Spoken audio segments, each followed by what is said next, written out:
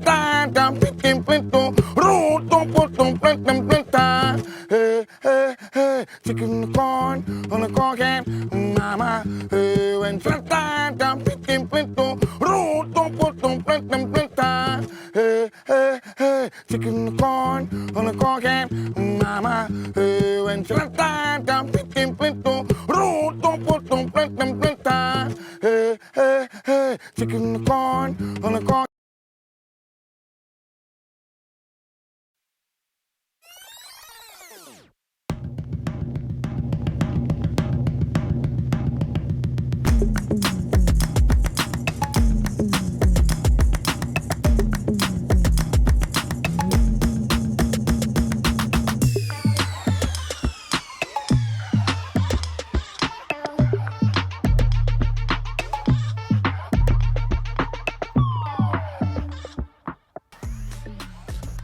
All right, that's better.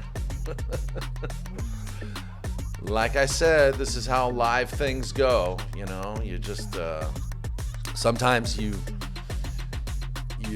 sometimes you win, sometimes you lose, right? Okay, so anyway, we're here, we're live, and it is week number 2 of POV Pool's LiveCast show, and I hope I'm not getting an echo of some kind, because I'm hearing an echo in my, on my end, I'm hearing an echo. Anyway, Geraldine will let me know. Welcome to POV Pool's live podcast, or LiveCast as I've been calling it. It's a mix of live content and pre-recorded content that I've gone out into the field and assembled together for you guys that is pertinent to pool and billiards for this week. First off, I want to start off by saying congratulations to a friend of mine, Reed Stensrud. He just got married up north in the Bay Area, and I hope very soon, someday, I'll be able to meet this lovely lady and get to know your new family. And I also want to say happy birthday to Jake Thibodeau, Geraldine Thibodeau's brother. Happy birthday to you. Also, happy birthday to my mom. She turned 70 on April 30th, and it's just amazing. 70 years old. Wow. And I'm 50. Wow. So together we make 120. That's crazy. I'd also like to say welcome to Jimmy Mataya. Welcome to Facebook. He finally has a Facebook page, and you can actually message him if you want to. He is on Facebook, and I'm leaving a link in the chat room for you guys. So you can go ahead and click on that link and send him a message. Tell him I sent you, and ask him if he's going to accept his nomination to the Billiards Hall of Fame. He was finally nominated to the Billiards BCA Congress Billiard Hall of Fame, along with Grady Matthews and Mary Keniston, David Howard, I think. Keith McCready is on that roster. So I think there are like eight billiard players that were nominated for the Hall of Fame, and Jimmy Mataya is on one of them. And I tell you what, it's only fitting because it's been 50 years since he won his first world championship, his world championship title. He's won 4 of them altogether, and it's been 50 years since he won his first one. So seems... Yeah, control your snowball, snooker. That's right. So anyway, thank you to everybody who is tuning in early. I do have, I'm going to quickly go over what this week's show is going to entail. And we do have a couple of pretty cool segments that I've recorded. I'm going to give you guys some of the news, the most recent news, as I have found on the internet and through AZ Billiards and a couple of other sources. And then I have an interview, which I took on Friday, a Zoom interview with 3 guys that are working together to continue promoting pool during this COVID-19 pandemic that we're dealing with this lockdown order in California. and they've figured out a way to compete with pool and billiards using Facebook and live streaming from their homes, and they've created a Facebook group called Playing the Ghost. And what is going on, my love? You think it's a little out of focus? Okay. See, I love this. Geraldine Thibodeau, she's the best. She's the best sound room engineer that anybody could ask for. Any best sound stage engineer. So we have an interview with John Ferguson, Al Moreno, and Scott Doucette. They started a group called, well, actually Al Moreno started the group, but Scott and John have been there with Al. They've been friends, and they've kind of been there through thick and thin. It's only about 6 weeks old. Anyway, so we have that interview, and then we're gonna do another interview with Jerry Machen. Jerry Machen is the owner of Stiix Billiards, and I went up to visit him at his room, and he, was very forthcoming, very honest and open with us about, his perspective of what it's like as a pool room owner during this pandemic, during this lockdown, and what he's doing to prepare for a reopening, and what he's doing to, just kind of like stay alive, during this whole thing that they've been shut down since March 17th. It's like May 3rd now. So, this is tough action for any pool room who's been closed for that long. We highly recommend that you listen to this interview with Jerry Matchin and get his take on things. He and his wife there, they've been going and showing up there every day. But I'm not going to go into it. I'm going to let you guys watch the interview. It's very informative, very interesting. And I want to thank Jerry and Peggy Matchin for taking the time to spend with me to take that interview. So that's going to be after the Playing the Ghost interview. And then we have a couple of fun segments, like the sharking segment that I showed you, the sharking meme. That's actually Brushy, what is his name? Brushy One String? I think his name's Brushy One String, which is he's a musician from Jamaica, and he's actually very famous doing the sharking meme that I played earlier. I'll do, after the Jerry Machen interview, I'm going to do a reading from the Billiard Encyclopedia, which is kind of pertinent to where we are in our present time, give you some closing remarks. And then finally, without further ado, I'm going to play the continuing Don Weir 9-ball invitational event. I will play you Shan Damani versus Corey Deuel. That match took place back in February in Palm Desert. So without further ado, here is the news.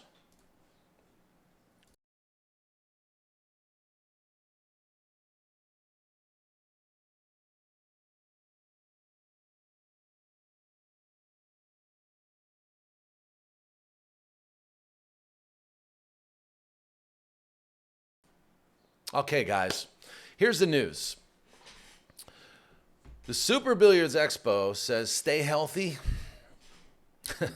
and we'll see you in October. Okay.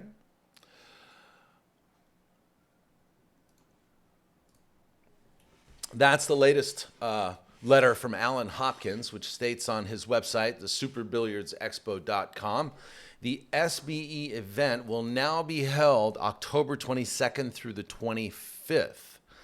Of this year, and it will still be at the Greater Philadelphia Expo Center in Oaks, Pennsylvania. In the letter addressed to players, exhibitors, TAP members, friends, families of the Super Billiards Expo, Alan states, what does he state? He states, we hope that you're all doing well in these difficult times.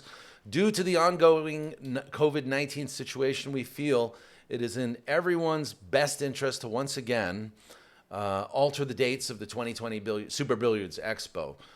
We had hoped pushing back 2 months would be sufficient time, but there remains too much uncertainty at this moment, and we want to ensure you that we have ample time to make any required travel arrangements.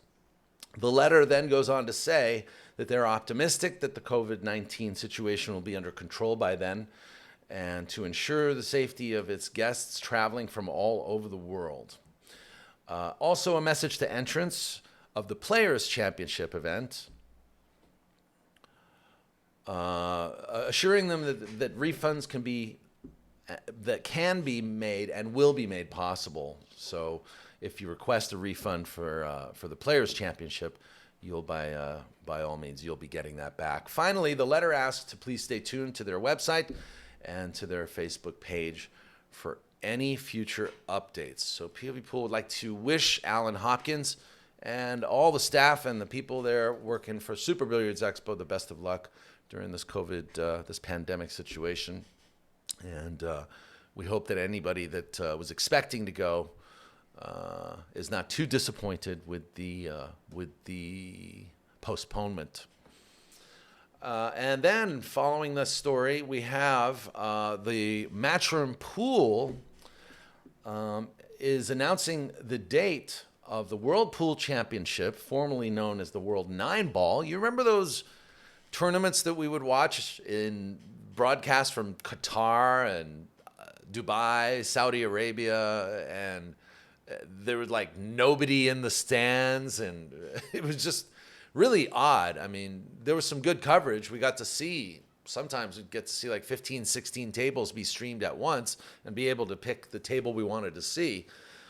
All good and everything, but it just didn't seem to have the spectator support that one would hope from a pool event. Well, now, Matchroom Pool is assuming control of the World Pool Championship, formerly known as the 9-Ball, World 9-Ball. They're doing this partnership with the WPA, the World Pool Association, and they were the primary means of broadcasts of the World 9-Ball between 1999 and 2008, by the way. So Matchroom is no stranger to this event, and they're going to proudly represent the event again with the World Pool and Billiard Association, the WPA, because the timing of the number of events rounding out 2020, it was actually decided to move the World Pool Championship until January. So the 2020 event will actually be taking place in 2021 in January, with the details of the venue to be announced at a later date. So no word yet on the venue. Anyway, congratulations to Matchroom Pool for picking up yet another huge event. They did, they're all already known for the Moscone Cup, and until recently now, they've recently acquired the U.S. Open 9-Ball Championship, which is now being called the U.S. Open Pool Championship, and they have made that event huge. With something like 256 tables or 256 players at the Mandalay Bay. It was an amazing event. And now they're picking up the World 9-Ball Championship. It's going to be called the World Pool Championship. So look forward to a great event from Matchroom Pool in January 2020. How are we doing? Am I still blurry? A little bit blurry? You keep leaning too much. Oh, I keep leaning too much. Oh, this way. Okay. All right. I gotta make Geraldine happy. Happy wife, happy life.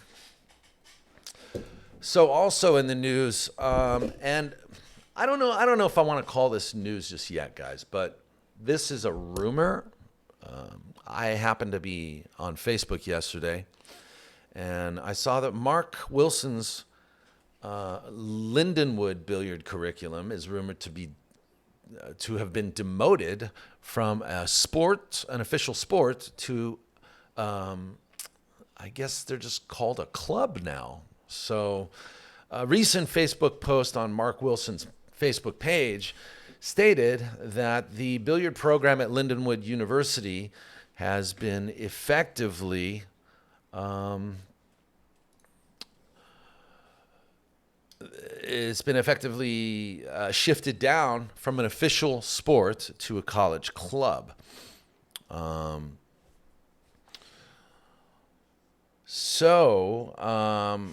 This essentially affects the funding of the billiard curriculum, and this would also possibly terminate Mark Wilson's role with the college. If anybody has any news on this, we'd be interested to hear more, as yesterday's Facebook post pertinent to this event by Mark Wilson was removed. So if somebody could please contact Mark Wilson, and maybe he can get with us and we can clarify some of this. In fact, if he were to call me right now, I would put him on the air and we could talk about this, clarify this situation with the Lindenwood University and their billiard curriculum. The only university in the country that had an official billiard curriculum and actually had it dubbed as a sport, an official sport. And so that's very important for pool. And so if Mark Wilson could shed a little light on this for us, we would really appreciate it. All right. So I'm just checking our chat room here. You guys having fun? Come on now, let's all share this stream, and let's all spread the word and share the news.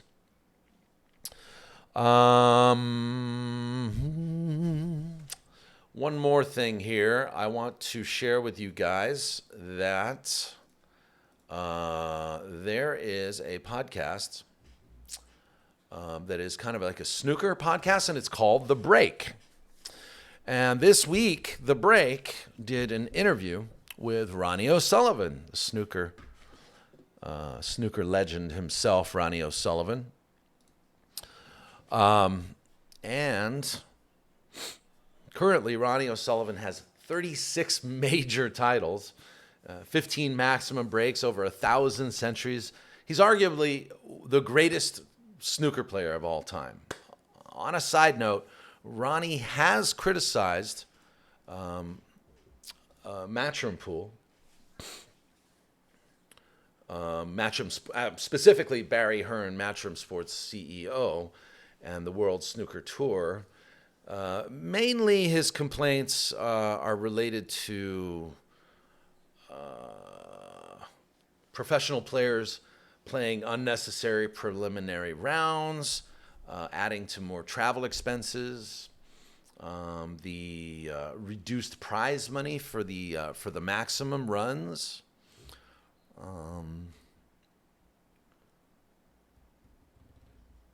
All of this being said, he's actually threatened to leave snooker. Believe it or not, he's threatened to leave snooker and go and play darts instead. Can you believe that? So I don't know, I don't know how good he plays at darts, but with all his achievements, Ronnie basically says that, be that as it may, controversy or no controversy, Ronnie O'Sullivan, when he turns 50 years old, he's just going to call it a day anyways. So I can imagine Ronnie at the senior center complaining about the condition of the rails. We're talking about how good he used to be. Could you guys imagine that? At the Elks Lodge. I used to be a good player, man. I was a world champion. 36 times over. Do you want to play some? Just play a little. Yeah, all right then. Anyway, good luck to Ronnie O'Sullivan and his gripes with the snooker community. And actually, you can look up The Break on the internet. Look up The Break podcast or The Break Snooker podcast on Google. You can find out a lot more about their podcast. So enjoy that. So with that, that's pretty much the news. We've got a lot of stories going on, and there's always stuff unfolding in the world of pool and billiards. But for the most part, that's pretty much what we wanted to feature, because we have a lot of content for you today. In fact, we're going to start this segment playing the Ghost next. the interview with John Ferguson, Scott Doucette, and Al Moreno. But before that, I would like to also pay tribute to Robert Ross, who is a very talented photographer who's been doing work for many, many years in the pool and billiard industry as a photographer. And I want to thank him for his submission of this week's episode of Moments to Remember. So thanks a lot, Robert. And hope you're doing well there. You guys can contact him on Facebook or check him out on Instagram, Robert Ross, and some photos from the CSI US Open 10-ball event in 2019 or 2020, actually. Thanks a lot.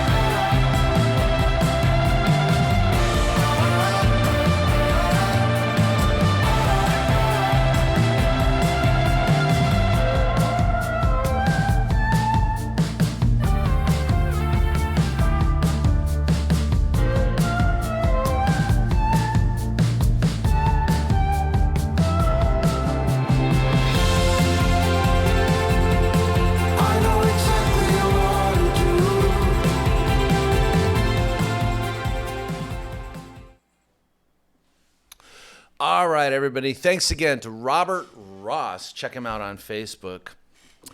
Check out Robert Ross. I think it's Ross's Photos, but you saw the links there. And let's just go ahead and get this started. This is an interview with Al Moreno, Scott Doucette, and John Ferguson. Thanks a lot, guys.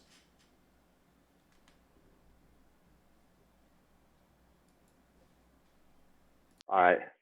Hey guys, I want to thank you for joining with me today. And let me just introduce you to everybody that's watching right now. To my left, that's John Ferguson. He's out of Riverside, California. Down here, diagonal to my left, that's Al Moreno, and he is in Ontario, California. And right down below me, that's Scott Doucette. He's out of San Gabriel, California. Now, I wanted to just point out to people that don't know, although that area is sort of, it's all equidistant to each other, it's not really, you're not really local to each other. So is it possible you can give me a brief history about how you all know each other and how you got started with this group playing the Ghost? Yeah, Al, why don't you go ahead and start? So I'll talk about how we started the group was one night, it was, because all this COVID-19, I was just couldn't sleep, and I got on my phone and I'm like, I'm gonna create a group, playing the Ghost. And when I was creating the group, my wife turns around in bed and just what are you doing? I keep, and I go, I can't sleep. I'm creating a group. She's like, for what? I go, you know what? Just to live stream and just play some pool.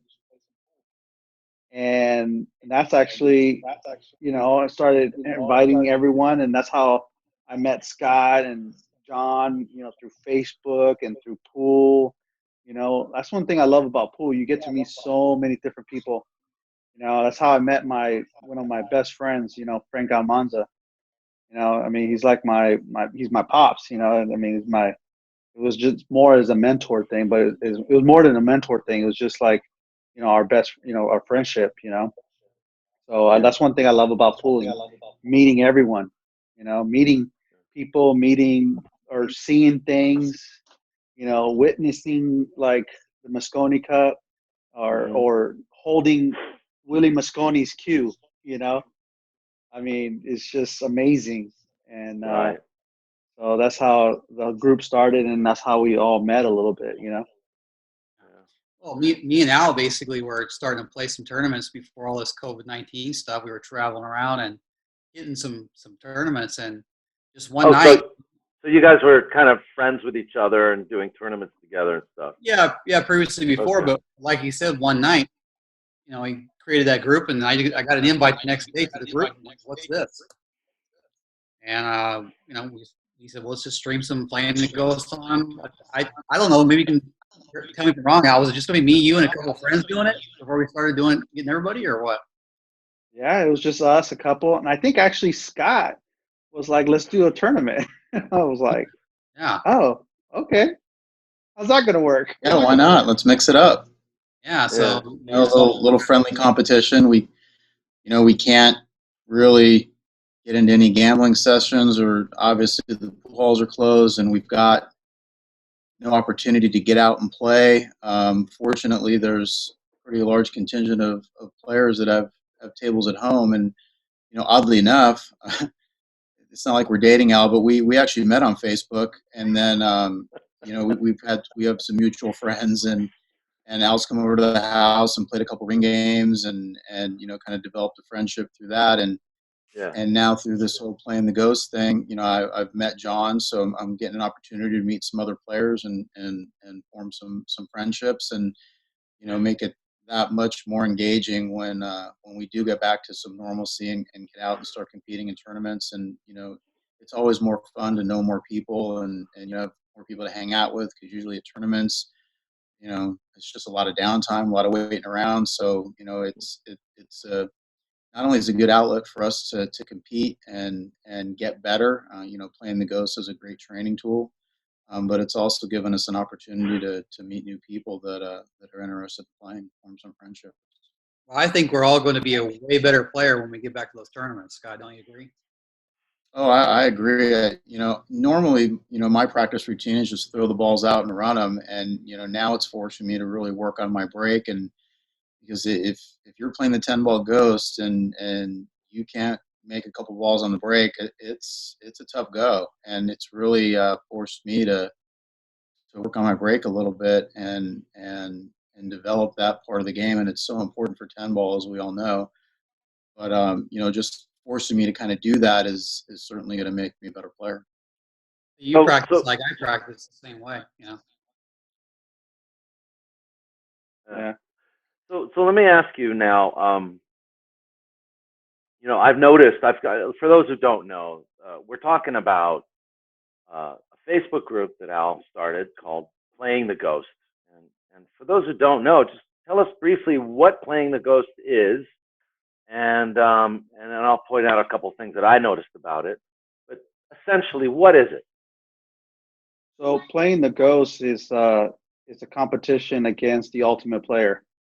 So what I've learned and what I've found out is there's so many different formats that you can play, even for beginners. I like when I met my wife, we actually met in the pool hall, and I used to actually teach her how to play Ghost with 3 balls. So she was playing the Ghost with 3 balls. And that's what I was telling and people in the group too. You don't have to play 9-ball, 10-ball Ghost. You know, if you're a lower skill level player, start low. And if you can beat that ghost, you know, 4 ball consistently, then move up to the 5 ball, to the 6 ball, to the 7 ball. But the thing about the ghost is like we do, or what they do, you know, people do it differently, but you break. After you do the break, you have ball in hand and you have to run out. If you can't run out, the ghost gets a point. But if you run out, then you get a point. So there's no safety play. Like I was telling Frank the other day, I'm like, man, I wonder how my safety game's going to be after I go back and start competing tournaments, you know? Right, But because you're all offense basically. yeah, you're all Yeah. offense, you know? I don't think you're Well, gonna. you keep running out like you're running out, you won't need to play safe. Yeah, you're gonna need. Yeah, You're gonna yeah, and who needs the safety? You know, and sorry to interrupt, but Al, if I'm not mistaken, you and John, you guys have actually been putting it on the Ghost, haven't you? You've been like top ranked out of this group, and this well, group yeah. now, by the way, I'm noticing as of today is 352 members strong. Yep. When did that start? How long ago did that Well, start? before you say, let me just tell you this, Daniel. What? It started out with Al. It's a competition thing with me. He was only running like 50 or 60 balls, and then my thing was I'm going to step it up. So I Okay. started running the 60 and 70 balls, and this guy started doing 80. So I don't know what's his deal is, but now he's at 87, and now I have to go back there and up my game now. Now this tournament we're in this weekend, I'm going to have to run 70, 80 balls just to beat him. And that's what's difficult. That's what's the competition strong, you know. So Al I think don't Al like was to lose. sandbagging. He don't like No, to Al lose. does not like. No, Al does not like to lose. If he's close to losing, he'll spend the next 10 days grinding it out until he gets to where he needs to be at. You know. All right. Okay. Well, that's interesting. And So that's how we play the ghost. So a lot of times you do the ghost is you do a race to whatever you want to do it. But we changed it up and we mixed it up. I found some stuff on the internet, and but we you're call making it you're making it points based now, correct? exactly. We're doing a 10 by 10. Yeah. We call it the 10 by 10 because it's 10 racks, 10 ball. Each ball is a point, and every rack you accumulate your points. And after your 10 racks, you total your points up, and that's what you got. Okay. No, but I also noticed on your Facebook page you have a Billiards format and a 9-ball format. Is that correct? Are you Well, still the running nine, that format, or has 10 by 10 now predominantly taken over? yeah, we actually had a vote, and everyone voted for this 10 by 10. And actually, it's a lot You easier mean for you had a vote us. amongst the members? No, amongst the group. We actually put a poll out for the group. Yeah. All right. When I say members, I mean group. So members, Yeah. group. Yeah. The group is the membership, right? Yep. Yeah, right. Yeah. So and it was It was pretty overwhelming, actually. overwhelming for 10 by 10. They want to play 10 ball, huh? Like Yeah. 98%. Okay, so for anybody watching right now that's still a little confused, let me just help to clarify for these guys. So basically, they're not playing any opponents. They're playing themselves. They're playing the ghost.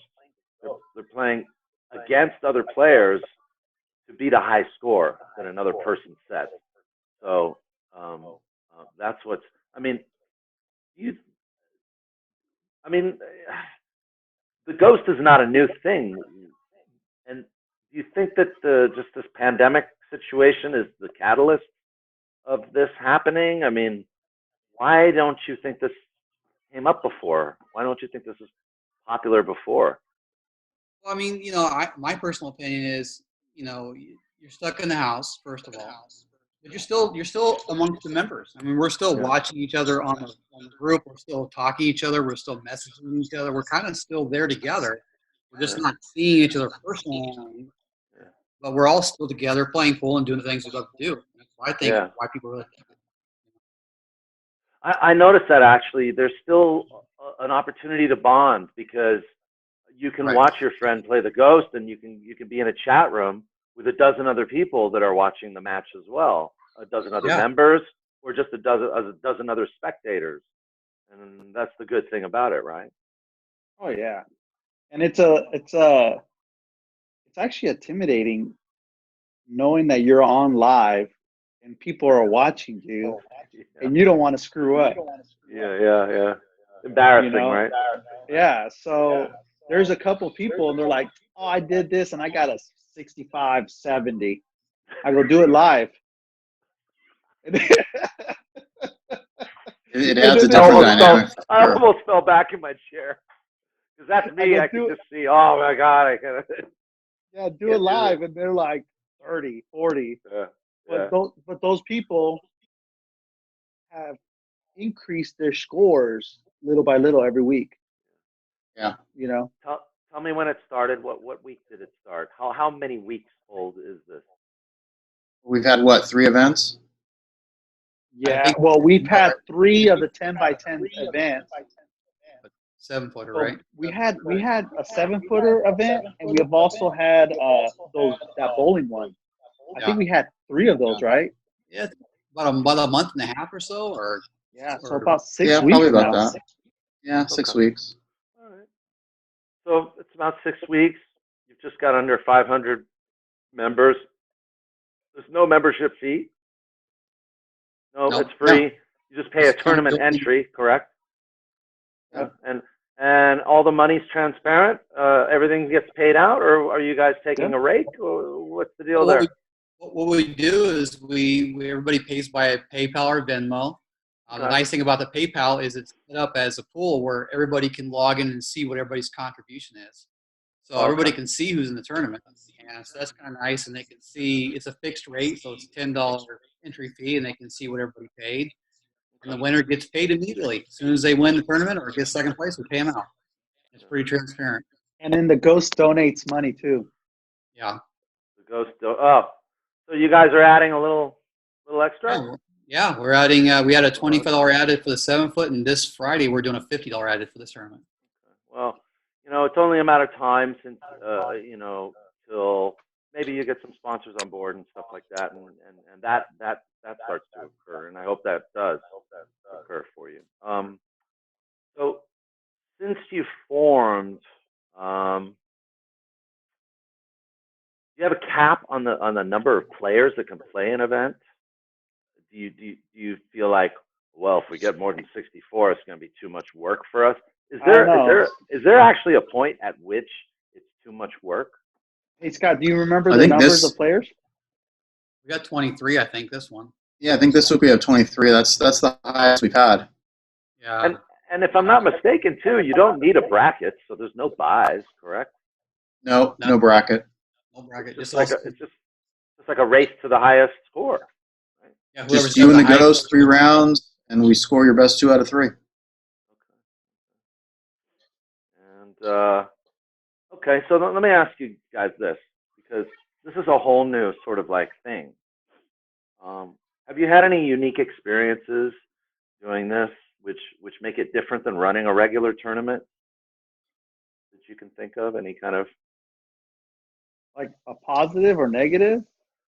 either way, like I think unique, it'd be a lot weird. easier. Say that again.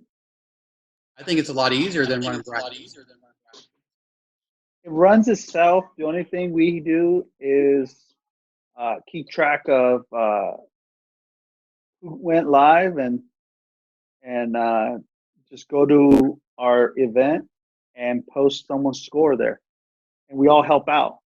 Yeah. But it's not just us, it's my wife, some other friends of ours, they'll go in there, add scores, and then Scott actually created a spreadsheet with everyone's name and everything, and he shared that with me, and we've been using it back and forth, and my wife uses it, and then we have friends that we have friends that monitor everything. So when people talk crap, we have friends that just take it. I see. You have mods. Al's wife Samantha's been doing a great job. I could send you a couple mods myself. We have a good friend That's of ours. kind of her the name cool is thing. That's kind of the cool thing about the group is, some pool players have some pretty big egos, and every pool player thinks they're the next best thing. But we really haven't come up against too many guys causing problems. Everybody's very supportive. Just a great group of people that, just want to get together and compete and have a good time doing it and support each other and push each other to get better. And I kind of think that's what it's all about. It's been pretty cool. And it sounds like to me it's not like a business enterprise for you guys yet. It's not like it's a money maker and you're not in it to make money. You're just in it to keep playing pool and you're exploring a new. I know it's kind of weird. It's like a byproduct of this whole pandemic. It's just a positive byproduct. And like as I was saying to you, Al, when we first started our conversation today, who's to say that this couldn't continue when the pool halls open back up? Because it would seem very different than just going to the pool hall and playing a tournament, right? No downtime, no grinding it out kind of thing. You know exactly what you're going to be playing, and you just got to prepare to do your best, make your best performance happen, right? Yep. Yeah. I guess there might be things that come up that may have already come up. Like, are there rules issues, or are there any arguments about, well, this guy's using the wrong balls, or these pockets are too big, or has any of that come up yet? Any kind of controversy surrounding that? Yeah, a little bit of the pocket size, but what do we do? What can we do? Yeah, then the bar table issue came up. Can 7-footers play? And we kind of worked that details out. Now we're running bar table tournaments. Yeah. All the rules are posted right on the event, so if anybody has any questions, they can go look at the rules. They're posted there, and that's what they are. Okay. All right. So why don't you guys just tell us where everybody can go to join your tournament? Well, Al, why don't you tell them about next week's event for the Bakersfield thing? You talked about that a little bit. What we have going on next weekend? Well, before I talk about that, I just want to thank everyone that is on the group, that's been helping with the group. You guys are awesome. With this whole thing going on with the world and everything going on right now, it's actually helped me a lot. It's helped me to keep me motivated to actually go out there and play. So thank you guys, everyone. Right. But first of all, next week, if we get 16 players, and I'm pretty sure we'll get the 16 players, we are going to have James Harris from Bakersfield donate his 2021 Bakersfield Open entry fee to the winner. So the winner is going to win the money and an additional entry fee for 2021 for an event so it's kind of like a qualifier. Yeah, it's great. Yeah, that's awesome. Yeah. Well, good. Well, I hope it brings you some more players. I really hope this helps you to grow, because I think not only are you giving people, honestly, it's hard, right? If somebody doesn't have a pool table, they obviously can't do this, right? Maybe when things start to ease up a little, a few friends can invite each other over and, make a pact with each other, that they won't expose themselves or whatever. But these days you can go to a pool hall and play the ghosts too. Yeah, you can, as long as that pool hall will let you in. Yeah, true. Yeah. And maybe I'll enter a tournament next week, because I'm playing the Ghosts at Tiger Products every Wednesday now for the next few weeks. Tony's letting me go there, but if guys like Edgy keep showing up, I'm not going to be able to focus. Yeah. That's what happened. We have Fedor Gorst who keeps hitting us up wanting to join. Well, there you go. He's got a bar. He's got a diamond bar box at home. So if he had a 9-footer, we'd let him in. I don't know, Al. Did he? He didn't happen to join the bar table tournament, did he? No. Are you guys telling people that they can't play because they're too good? Let me ask you that.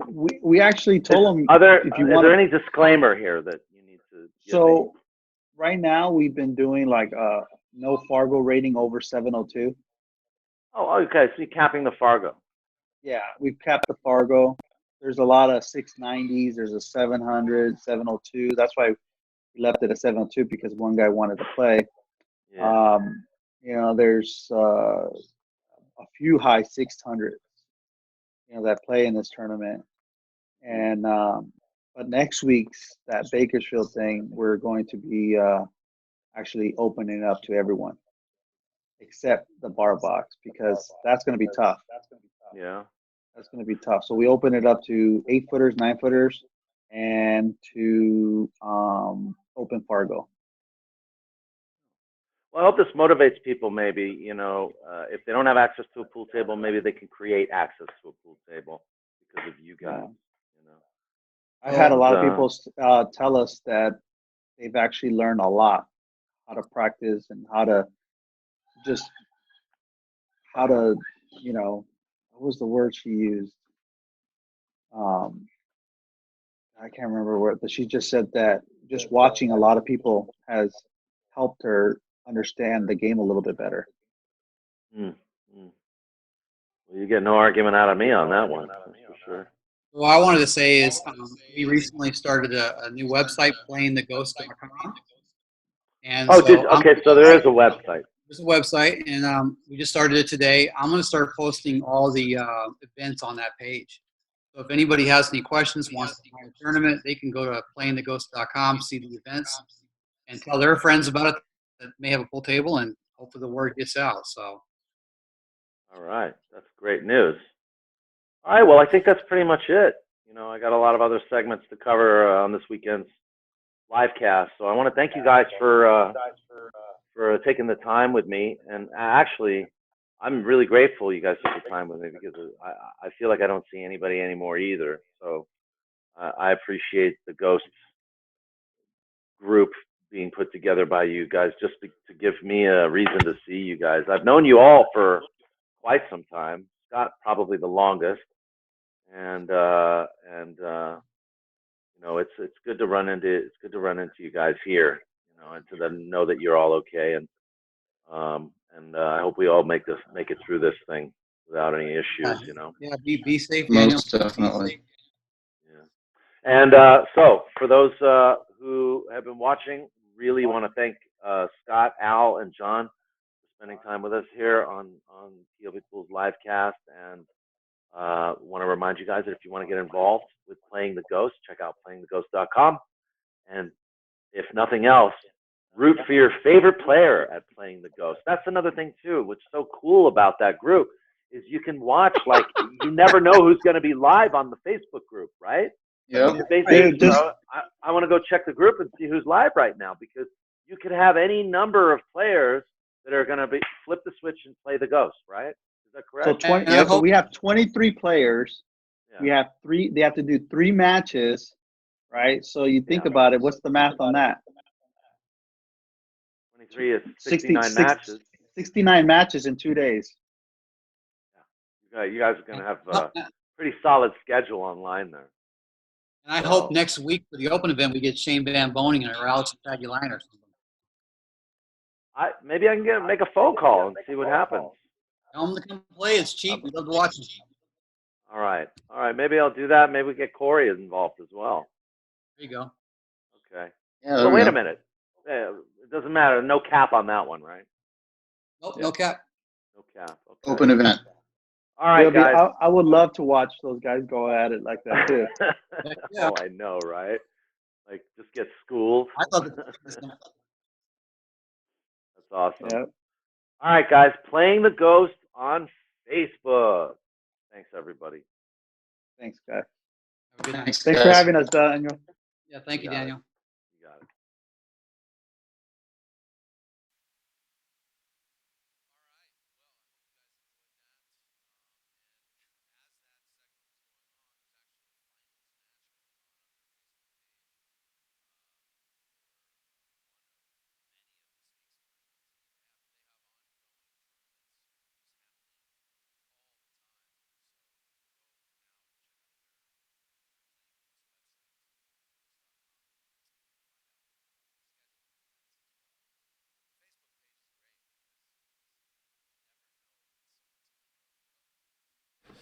All right, sorry about that, guys. Audio. Still trying to tighten up this show a little bit.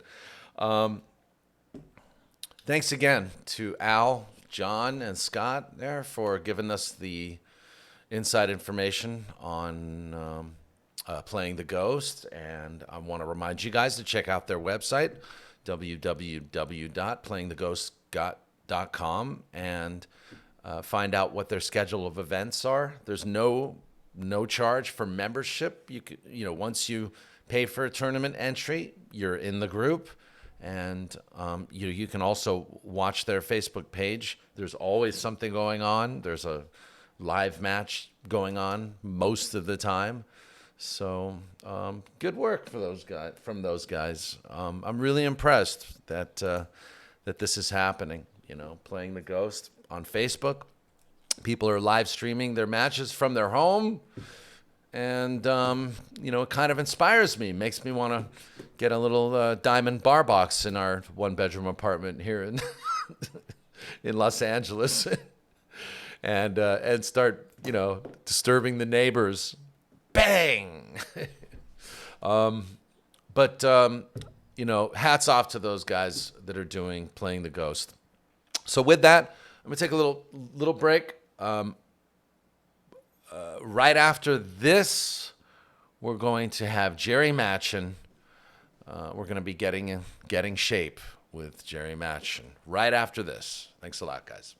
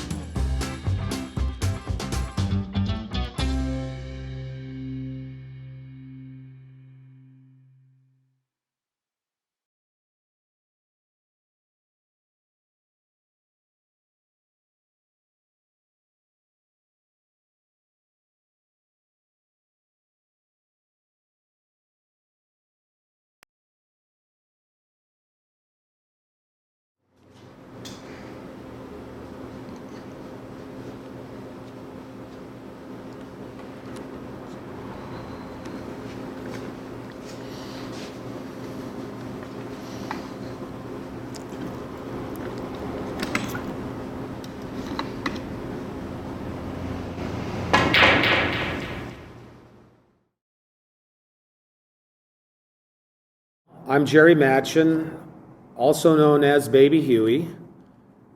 This is my place of business, Stiix Billiards, Ventura, California. The room has been open since about this time in 1993. I put the room together, found the building, built it out. I'm the only owner. Have you ever experienced a time like this? I remember in around 19, I'm much older than you are, Daniel, and I remember I was born in 1948, and I remember 1952 and 53 with the polio scare. People were coming down with polio, and that's when Jonas Salk came out with the polio vaccine. And I remember one summer, I was really young, and my mother had me going to some swimming lessons, and we stopped abruptly, and I didn't understand why. And it took me a while to figure it out. Obviously, I was 4 or 5 years old at the time, until we were vaccinated. So I do kind of remember, in a way, something like this. So now you're a business owner, much, much different from being a kid. That's right. What's that kind of like now? You got to make big grown-up decisions, right? Yes. I'll digress a little bit before I get into it. I opened this room not necessarily to make money. I want to make money, but I opened it because of my love of the game and my love of the people that play pool. That's kind of has been my pastime endeavor my entire life since I can remember. And so I opened the room up for that purpose, to have a nice, comfortable place for people to play, a safe place. And that's what this room was all about when we put it together, my wife and I. And it's hard now to see the place with only me and my wife in here, bad grammar, my wife and me in here, and working and trying to, get the place cleaned up better, painted, whatnot, and waiting for the day when we can open. So it's difficult. It's not been a waste, the time that we're closed. I've been able to, I do my own equipment in here, recovering, refelting, repairing, and whatnot. So I've been able to do some refelting of tables and kind of fixing up some of the equipment. Did a lot of painting, spot painting, and a lot of deep cleaning. Fixed up some of my refrigeration equipment, things to keep me busy.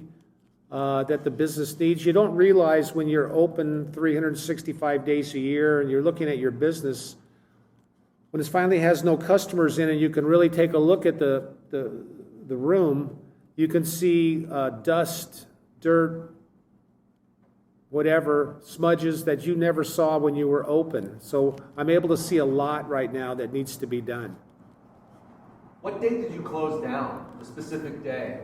Ventura County's issued its bulletin on the 17th of March, I think it is, which was a Tuesday, and everything was to close down at midnight. So that's when we closed. Was there a delayed reaction between you and with you and your wife when that happened? Explain that process a little bit between the 17th of March to the moment you guys decided, you know what, let's just start making improvements. Was that immediate? It is, because my wife, her part of our relationship is she's the clean freak. She wants to get stuff done. She wants to repair things and keep it nice and orderly. And I had no choice, because I'm married to her and I love her, and that's what she wants to do. She wants to have a nice, clean place, and I'm all on board with that. Do you think this has been a popular sort of reaction from business owners, not just other pool rooms, but other businesses? Have you been seeing your neighbors doing the same thing? I've talked with a lot of my neighbors. Some of them are doing the things that we're doing here, but they're doing it not reluctantly, but they're doing it to stay busy, and they're hurting. And so they're, again, taking the opportunity to work on their business and try to improve its appearance and look and whatnot. But they're also very sad, because a lot of them are self-employed. They're out of work. Their employees are out of work. There's no money coming in, and nobody knows when that's going to change. What's the difference between you and some of those others? There are, some of your neighbors and maybe some other pool room owners that you know of. What's the difference? What do you think are some of the differences between you and them? The big difference is that being in the pool room business was not our career. This is a second career for us. My wife and I were both registered nurses. We worked for the County of Los Angeles for 40 years, and we have, pensions with them. And this was a retirement project for me, although I started it almost 30 years ago.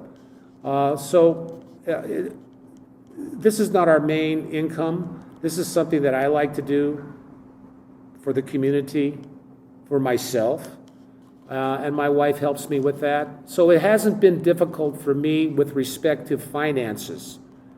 But my neighbors and others that I know in business, it has. And I know some room owners around the country that I've spoken with. Many of them are renters, need the business open to generate a livelihood. Most of them that I've talked to are hanging in there, but they're all concerned about when they're going to be able to open, because our business is a business of congregation, like a restaurant or a bar or a theater or a church, where people have to come in here in order for you to earn a living. And if they don't let people come in, you're not going to earn a living. What advice do you have in the meantime, in the time being, for room owners right now that may be facing some of the struggles that you're aware of? Well, get your place cleaned up. Get your program in order. If there's things that you thought about that you might like to make a change with, this is the time to give that some serious consideration. Look at the possibility that you, if and when you do get open, that you're going to have a kind of a different rule about how your business is going to operate. For example, are we going to have to wear masks? Are you going to have your employees wear masks and gloves? What are you going to do about social distancing? That's a new term for this outbreak. I never heard that term before. What are you going to do about your general occupancy? Are you going to be able to have tournaments or leagues? How can you have a league when you have, occupancy problem? So start thinking those things through and identify what you think might work when you get open. Not for you particularly, but being in compliance with governmental rules and regulations that we know are coming down. I know that I'm going to be limited on my occupancy. I know that. And I know that I'm going to have to be masked up. And I know that I'm going to have to sit on people, on customers, like I never did before, about getting too close to one another and too close to me, and how am I going to handle that, and train my staff to deal with some of the problems that are going to come with that. Pool rooms on the West Coast have difficulty surviving anyway because of the high rents out here. It's very difficult for a large, like for example, I'm a 5,000 square foot building. Somebody perhaps having to pay $2 a square foot, that's $10,000 a month. That comes right off the top for your landlord. So, how are you going to be able to do that? What's your staying power, in other words? I think pool rooms are going to suffer. I think people that have either a very reasonable rent or own the building might be able to pull through. But people in a rock'em sock'em type room with 25 employees and rent of $30,000 a month and overhead of another 50 or whatever thousand, they're going to have a hard time. What changes in the way pool rooms operate do you think will have to happen when the new normal sets in? Regarding the new normal, we don't know what that's going to mean. We think we know, we think we have some ideas about what that will be, and how long will the new normal last? Are we going to have a permanent, not a permanent, but a long-term, let's say, decrease in our occupancy? Will it last to next year? Will it last 2 months? We don't know that yet. There's a lot of supposition about that. So small business people like myself are going to have to look at ways to generate enough income to survive. And what does that mean? Well, it could mean raising rates. It could mean any number of things. Those are difficult choices because potential customers don't want to have to pay extra money just for you to survive. That's your problem, not their problem. So you have to figure out ways to generate income. generate enthusiasm for your business. Some new way of advertising, some method that you can attract people into your business. One example of that I'm thinking about, and maybe I'm jumping ahead a little bit, is I'm thinking about gift certificates. If you come in and spend X amount of dollars, I'm going to give you a gift certificate for $10 or $20 that you can redeem. I'm going to try to have some customer appreciation days. What does that mean? Maybe I'll have some tournaments that are no entry fee tournaments. So for me, I'm going to look at ways to show appreciation to my customers, to my community, and maybe have to take a little bit more of a hit financially in the short run in hopes that whatever I can have for the future, I might bring to fruition. That, in other words, I can re-stimulate interest in the business. So I'm looking at some things like that. I think it's always good to look at what other people do in a similar business to see what they're doing. I'm sure that Burger King looks at what McDonald's is doing, and I'm sure that Goodyear Tire is looking at what Bridgestone Tire is doing. I think we're always looking to see how we can improve, and people like to mimic. That's just part of our nature. So yes, there'll be collaboration for sure, and there'll also be just kind of looking. It may not be open collaboration, but maybe I'll visit some rooms and see if their beer specials are working or what they're doing and how they're handling it. And I hope that my colleagues in business elsewhere would come in here and hopefully I'm successful and they can learn something, because I do want to see pool succeed. So you'd agree then that now is really a time for us to kind of be united as business owners and sort of be open and willing to working with each other and cooperating with each other. I do, but I'm not so sure that's always possible on a real life way, because people are kind of pulled back a little bit. They don't necessarily want to share their successes because they don't want to lose their success. So it's kind of hard sometimes. A person that I collaborate with a lot is Chris Swart in Fremont. I don't have his type of operation, but when I go up there, I ask him a lot of questions about why do you do this and why do you do that and how do you do this and how do you do that, and he is an excellent source for me of information. For example, his method of ordering supplies and my method are completely different. He orders his online for the most part, and I go to Smart and Final and buy mine like that. And I'm looking at maybe I need to do what Chris is doing and save some time, buy a little bit more in bulk, save a little more money, things like that. That's more the back office type way of the business.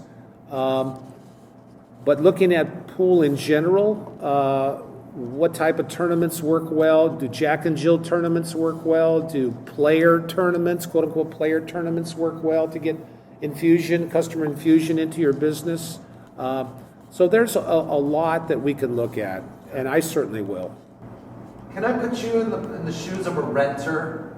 Like, what if you were a renter today? What would be some of the immediate things you would think about?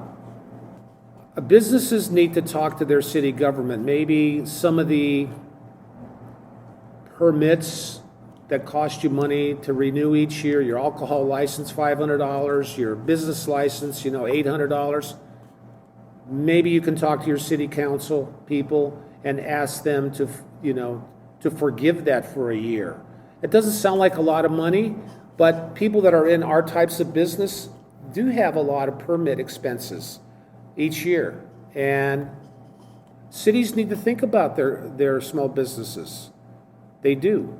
What do you have to say to any viewers out there? Not just the business owner, but also to your customers, and to pool players or whatever. What message? As a room owner and having customers that come in, I'm not so sure what I would say to them. other than I'm happy to see you. I can't hug you, I can't shake your hand, but I'm happy that you're alive and that I'm alive and that we're here together. And I mean that. And that we can start this journey, this reconstructive journey together. I like my customers, and I do believe my customers like me, and I really want them to know that, that I'm here for them, and I want them to enjoy my business because we're a small community, pool players are. So that's where I'm at with that. And thank you for coming in. And if there's anything that I have done or can do that you'd like to see changed or whatever, please let me know. And a lot of times when you're in business for a long time, you kind of feel that people might be abrasive to you once in a while. How come your bathroom's not as clean as it should be? What do you mean it's not as clean as it should be? Constructive criticism or constructive praise or whatever, it's important to establish that dialogue again with your customer. It's important. We're all in this together. So Jerry, if I, was the mayor of the city and I told you you could open up Stiix Billiards tomorrow, what would you do to make that possible for your customers and for your local agencies that are giving you permission?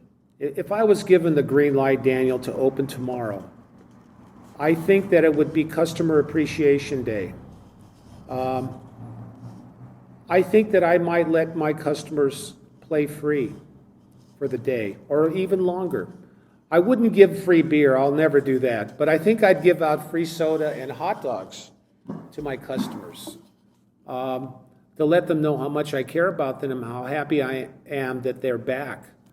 I don't want to gush over them, but I want them to know that I do appreciate them. That would be one of the very first things that I do. But it might be a day that I would cry because it'd be a great day. I'm waiting for that day to happen. I want it to happen tomorrow. Can you please be our mayor?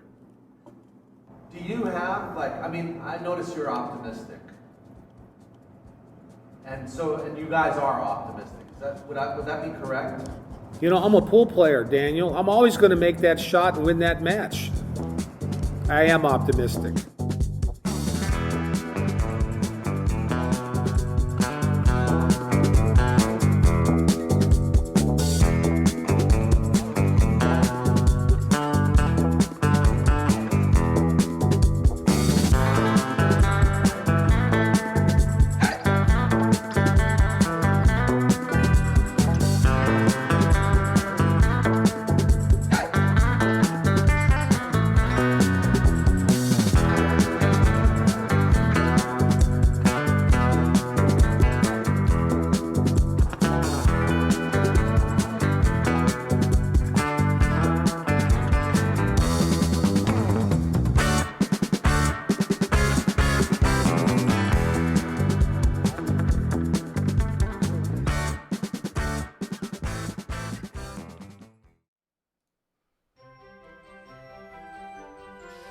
Hello, everyone. Why do I have flanging going on? It's time for the Billiards Encyclopedia.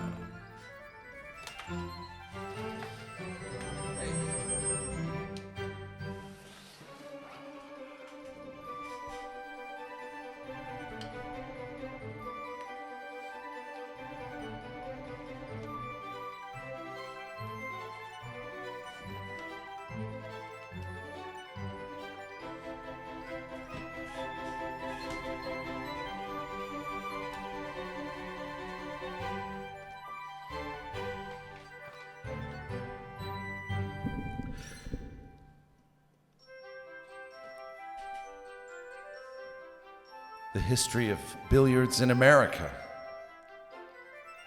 dates back to the country's early beginnings. It, like America, has seen many changes throughout this time. In many ways, the game and the sport has played an integral part an integral role in the country's social, economic, and political history. It is important that we do not forget this. Billiards, in many ways, is the source through which we can trace the history of the country. Its many incarnations mirror that of America. It is met with both challenge and success, and implements, the production of billiard equipment and implements were transformed from a division of the furniture maker's business to a strong, healthy, and independent industry. Its position within American culture was questioned and opposed by many. Yet through perseverance and of the perseverance of those who supported the game and the popularity of the sport, billiards has survived the test of time. The contributions made by those involved in the sport were great. They brought billiards to new levels with the improvements and inventions created for almost 2 centuries. Their stories are crucial to the story of billiards in America. The vast numbers of companies founded in the 1800s and the early 1900s reflect many important issues concerning the history of billiards in America.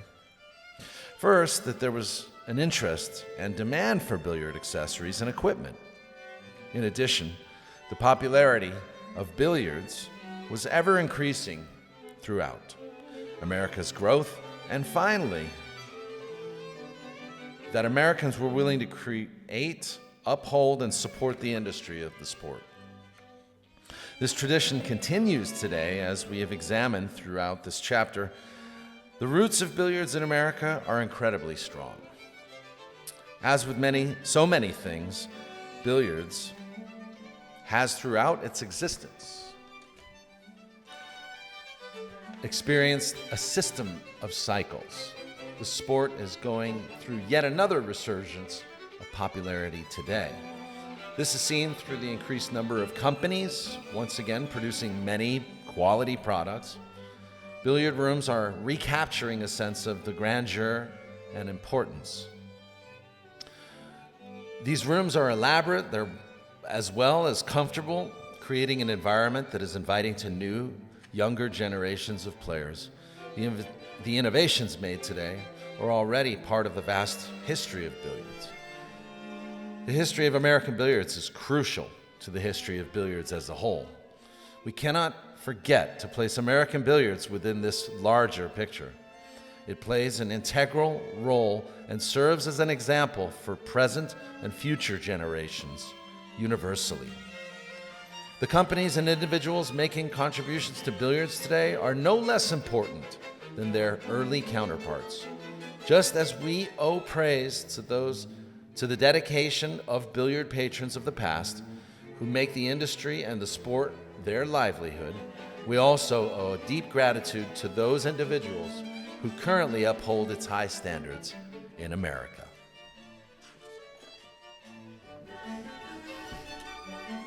With that, I'd like to say that even during this time in the world, this condition that we're having to live under, these regulations that have been put on us, we've been asked to stay home, to be safe, and to have faith in our local and not so local governments.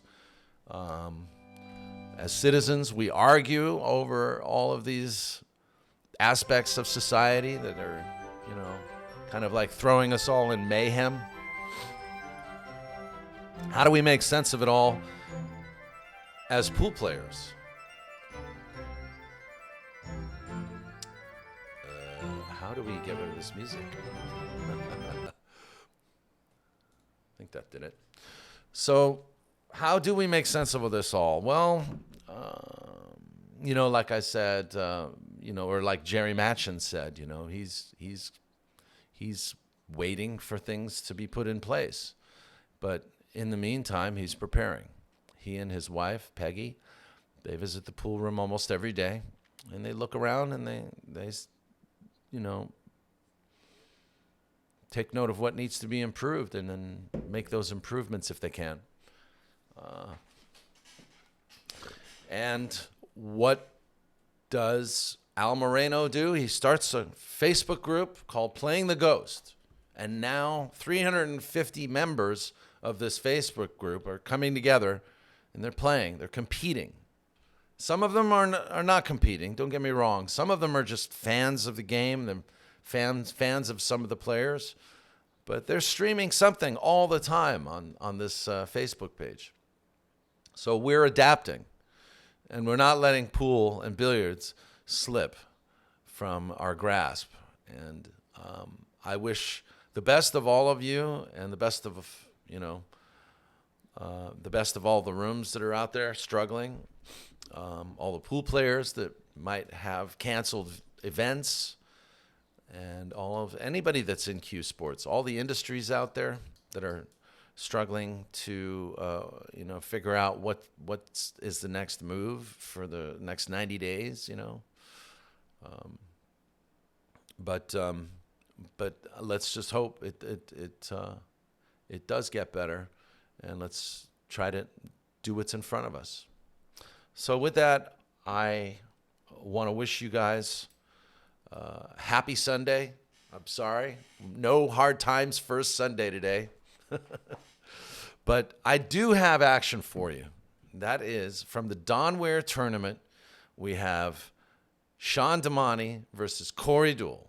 So enjoy this match and shout out to everybody in Palm Desert. Thanks a lot, everyone.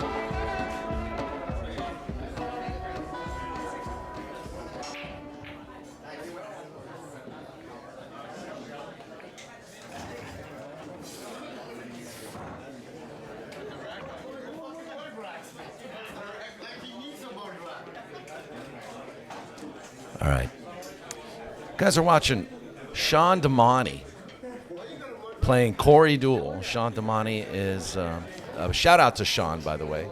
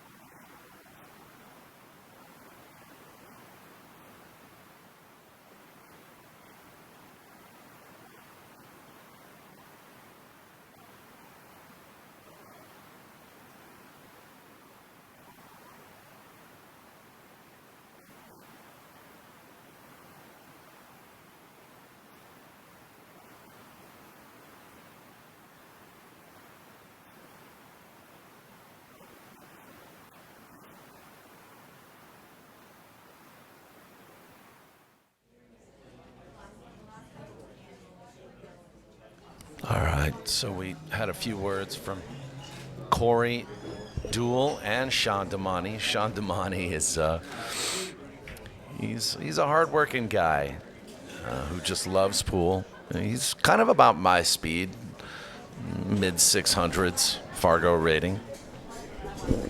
Score is already 1-0 in a race to 6.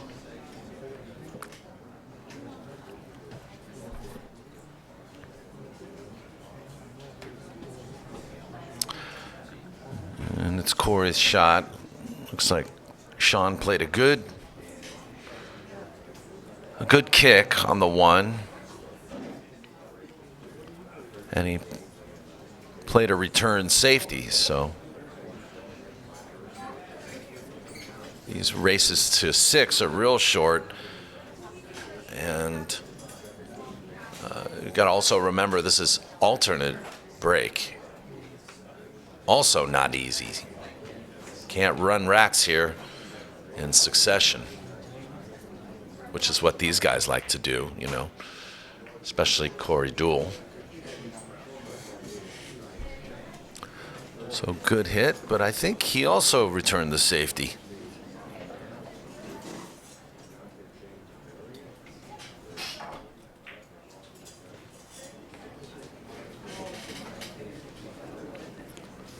Well, that's going to be ball in hand. I thought Shan said he was playing good. I'm going to knock him dead, he said, right? We love you, Shan.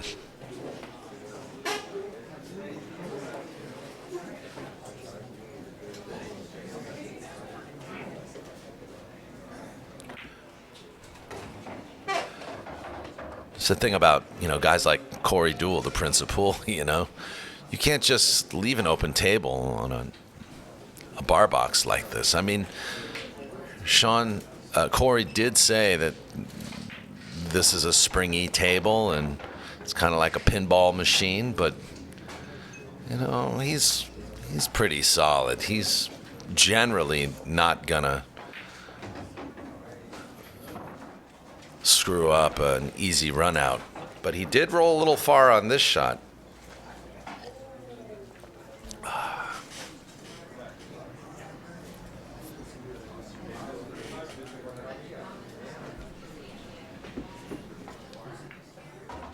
Shout out to all you guys that tuned in today. I want to say hi to Turbo Draw. I see Nathan G, Tony C, Zigzag, Stephen Brady, Robert Ross. By the way, I want to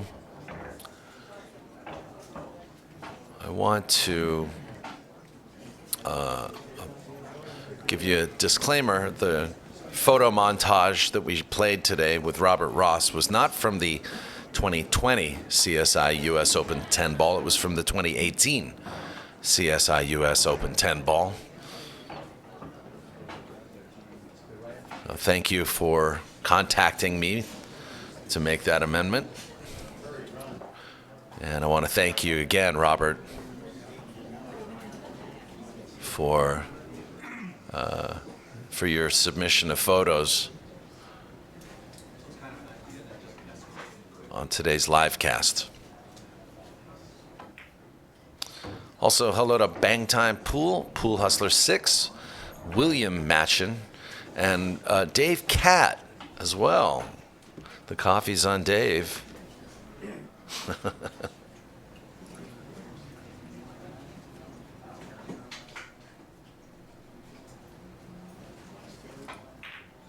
And also hello to Wambra.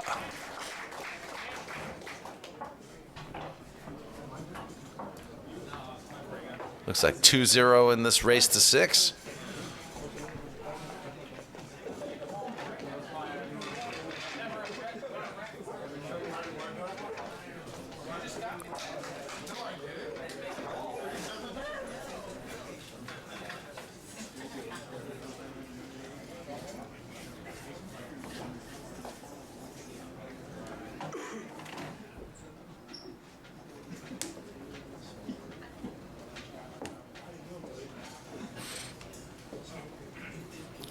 Turbo Draw, you'll like this news. Would you believe that Jimmy Mattia was finally nominated for the Hall of Fame? It's only been 50 years since he won his first world title at the age of 22. Nice shot by Shan.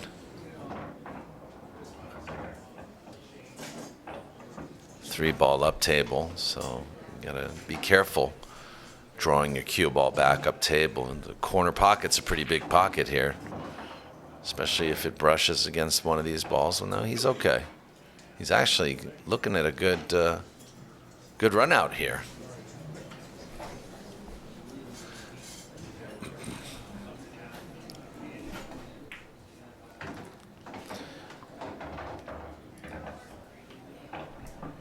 Also, Jimmy Mattia also now has a Facebook page, believe it or not. He got nominated, Wambra. He didn't say he was going to accept it. In fact, I'm probably going to have him on the show in the next 10 days, so be nice. He's paid his dues.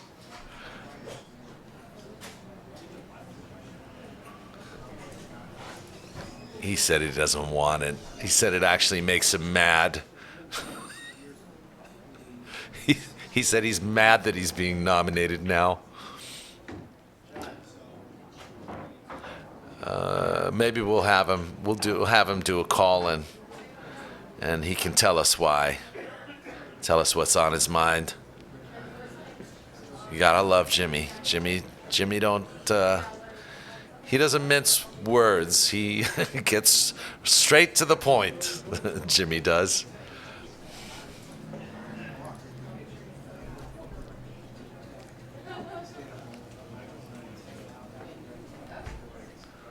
All right, so Sean's gotta hang in here. It's 2-0. No!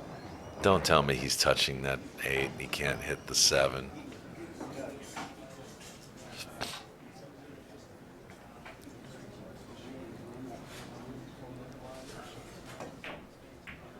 Oh my God. That's what happens when you play a champion. You just get all locked up.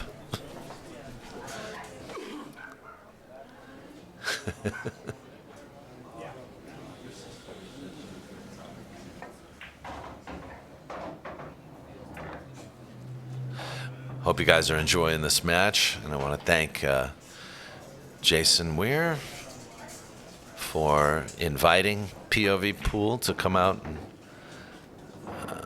capture this footage for you guys. This took place at TJ's Pasta, Steaks, and Spirits in Palm Desert.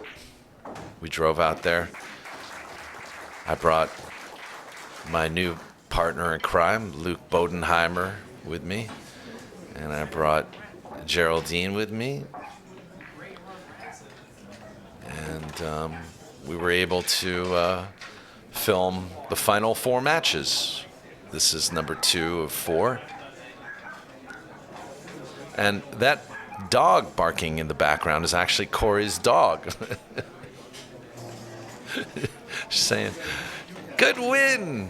It's 3-0 now.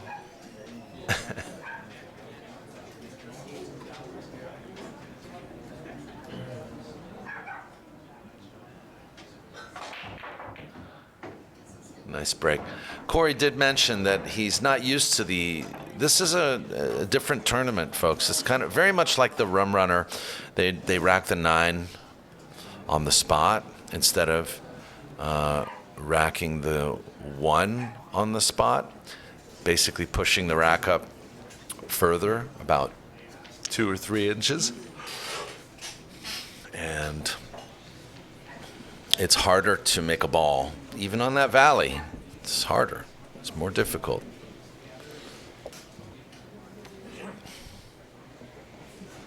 And Corey said he's actually not used to this format, so which is interesting to me because he's a professional player, plays a lot of events, and I would imagine that this format comes up more often than not, more often than you'd think, especially for professional bar table tournaments.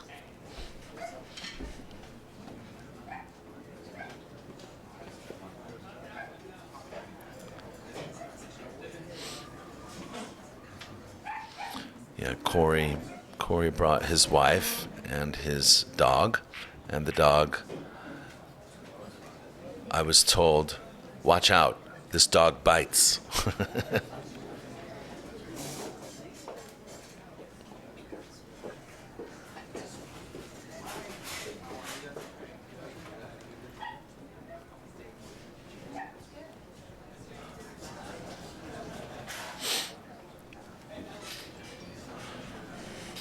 Is this the only table in Palm Desert? No, there are several. There's actually 2 tables in this room, and I think there's room for a third, but they limit it to only 2. There are a couple of other rooms, but as far as Palm Desert goes, this is the place for action. So if you want action in Palm Desert, go to TJ's. That's where they all are. Usually every night, there's some kind of action going on. So all you road players out there, you think you got what it takes to take on the big boys of Palm Desert, be sure to check out TJ's on Washington. Ask for Dexter. Tell him POV sent you.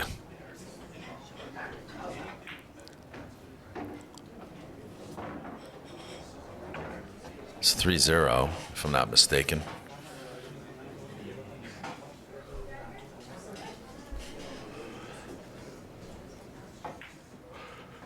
Nice shot. What's going on over here? What? Oh, he forfeited because of the 4-9 combo. Okay. 4-0, if I'm not mistaken, folks. Do I have any professional scorekeepers in the chat? Come on, man.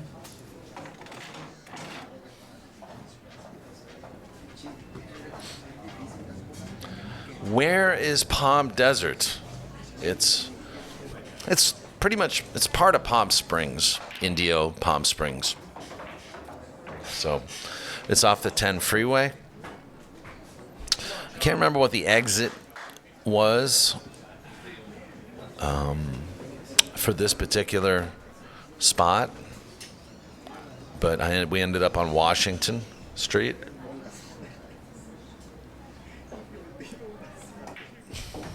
Which is sort of a main strip sort of area. There are a lot of restaurants around there too, a lot of other places to dine, and there's casinos near there, quite close.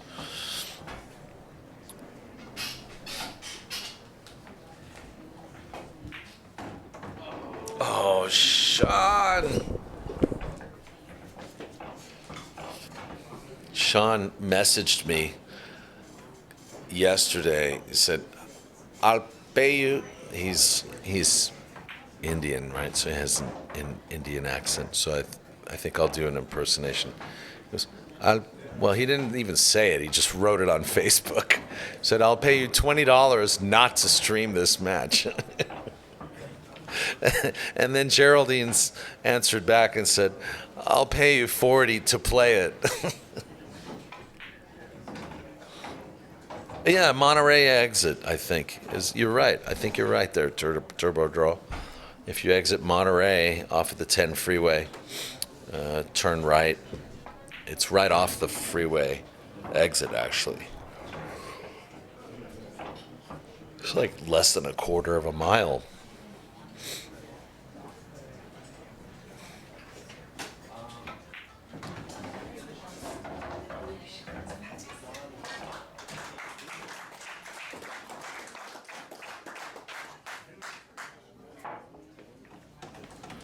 Actually, I take that back. I think Shan's Pakistani. He's not Indian.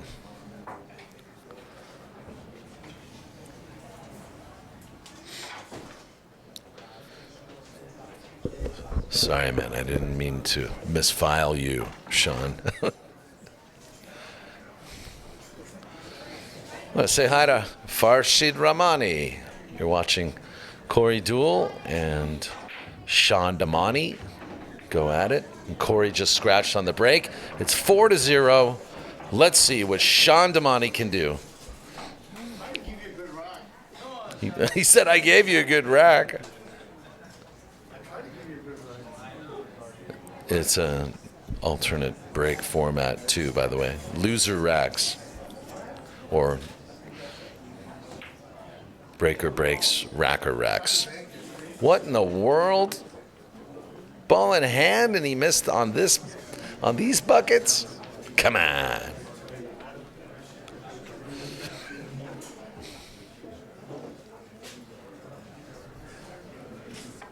Farshid says, I've been waiting to see this match. Yeah, so have I.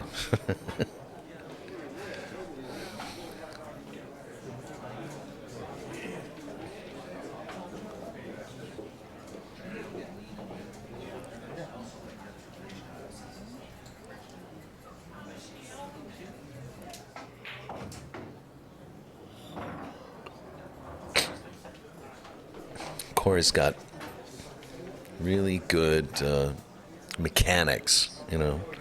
See him get down and watch when he strokes. He doesn't move. He stays relatively still. He only begins to raise up after the shot's been executed.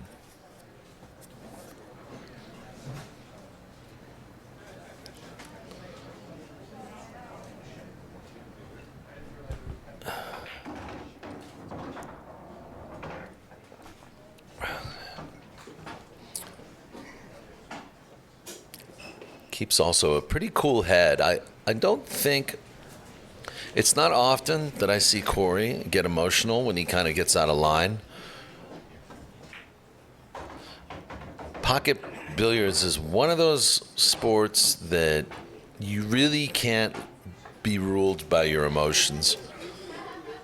Some games and some sports, you know, a little anger can go a long way. But playing pool, yeah, I don't know. You know, frustration, disappointment, anger, these are all kind of killers for a pool player. And there it is. Oh, it's already 6-0.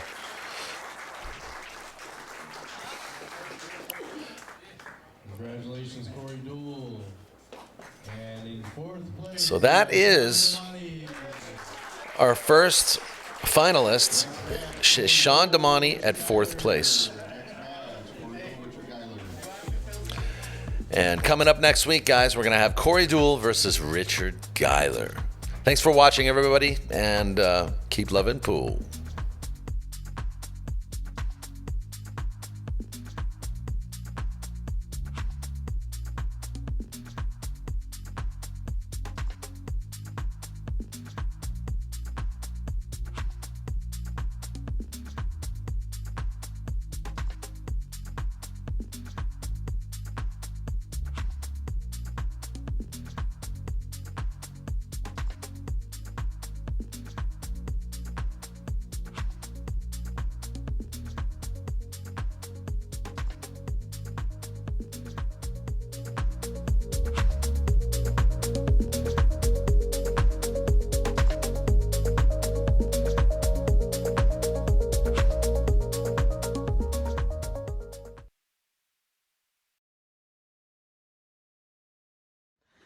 Oh, what's occurring?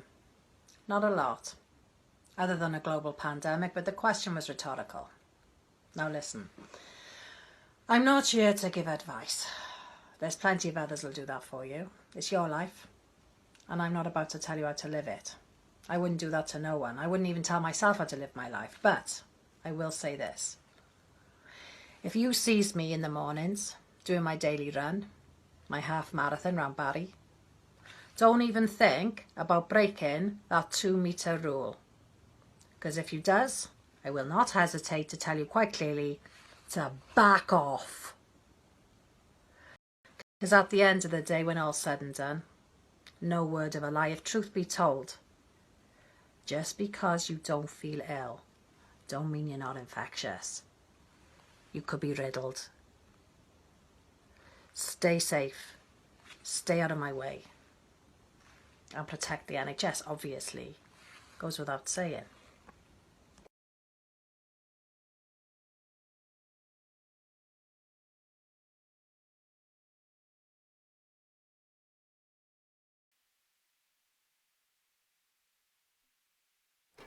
Thanks a lot, everybody.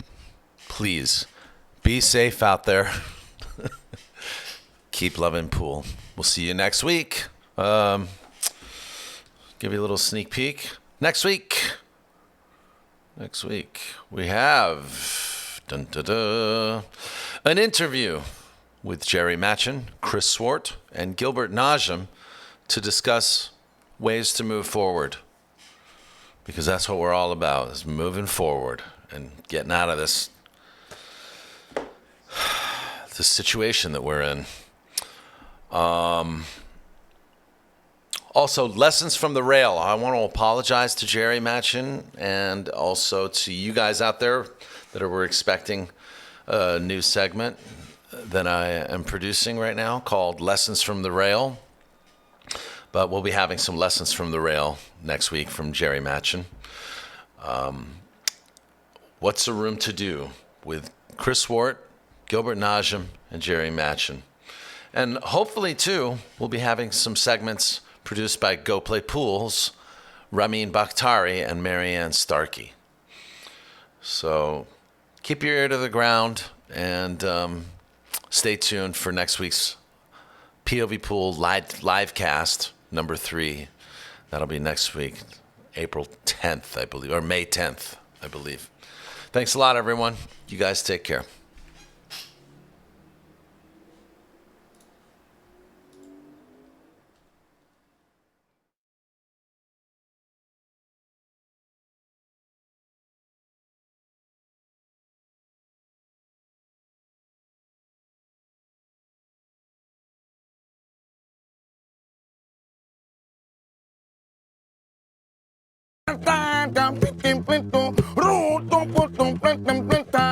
Hey, hey, hey, chicken corn on a corn can, mama. Hey, when time, picking pinto, root, don't put on planta. Hey, hey, hey, chicken corn on a corn can, mama. Hey, when time, picking pinto, root, don't put on planta. Hey, hey, hey, chicken corn on a corn.